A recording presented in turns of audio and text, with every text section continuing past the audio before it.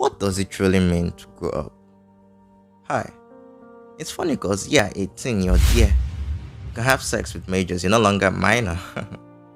For some deep seated presumptions, I thought when I got to that age, I have it all figured out. But I don't. So now where? Am I though? What does it mean? I've come to understand that we have absolutely no control of life, no matter the age, but have control of, in quotes, each moment we spend here on earth. At the time, you get to realize that happiness is priceless and not worth sacrificing for anything else, even money.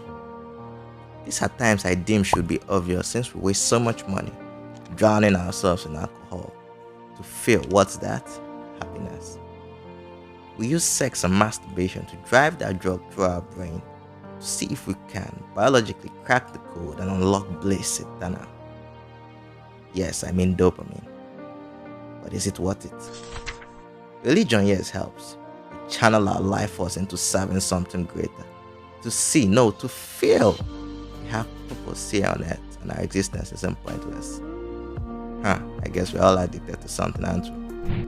But is there a middle ground? Where all these childish thoughts, some would say, be channeled into momentum and for a short period of time, produce a life deemed wholesome. That's my ideal picture of maturity. Spend all our lives, thinking about the future. What is going to happen next? What am I going to become? What am I going to do in so and so time? Okay, when I get to this particular age, I'll know the answers. But is that really what life's about? Is that really what drives us to do what we do each day?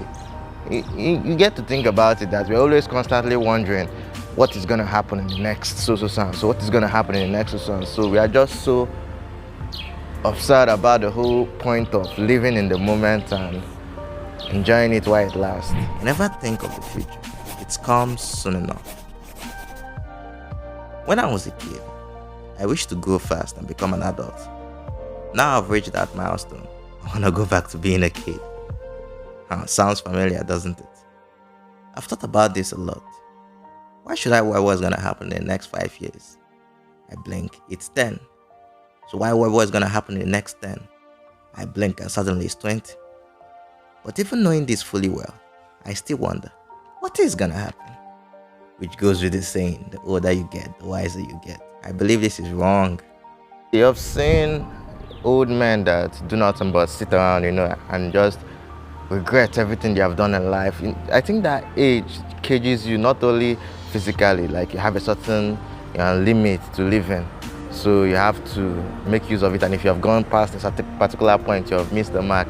I think that age does not just cage you physically or bodily, it also cages you mentally, because you see young people, even children, they are so optimistic about what they're going to do in future. And most of the times, if they keep that optimism for a certain period of time, like at least they get to 20s, they actually are the people who become successful in life. I think age actually makes you more foolish, because it makes you just constantly dwell on the regrets, the bad decisions, the bad plans, the bad aspects of life, not the good aspects. You really hear of the stories you hear of old men are usually stories of regret, maybe a few words of advice, where they did it wrong, what they missed. I don't want to be that type of person. I think I want to be a child. I am not young enough to know everything. Children, I believe, are the most mature of us all. I've seen many children speak wholesomely, but we adults premeditate words. I've seen children communicate 1,000 words in a single expression, but seen few adults who can express their emotions. It's funny how it sounds, but scary the depth of truth in it. I know you've been watching and asking yourself, what does it now mean to be matured? I believe maturity is simply having the body of an adult, but the mind of a child, not being caged by experience and the woes of the world, but to be an audience to this spectacular thing called life. Thank you for listening. I am Favor.